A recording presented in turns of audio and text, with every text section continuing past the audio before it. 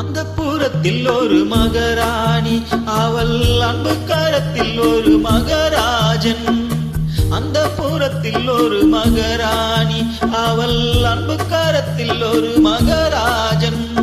கண்கள் சிவந்திருக்க அவள் பார்த்தாள், காமன் திருச்சபைக்கு வழி கேட்டாள். சாமந்தி பூக்கள் மலர்ந்தன, இரு சந்தன தேர்கள் அசைந்தன. சாமந்தி பூக்கள் மலர்ந்தன, இரு சந்தன தேர்கள் அசைந்தன.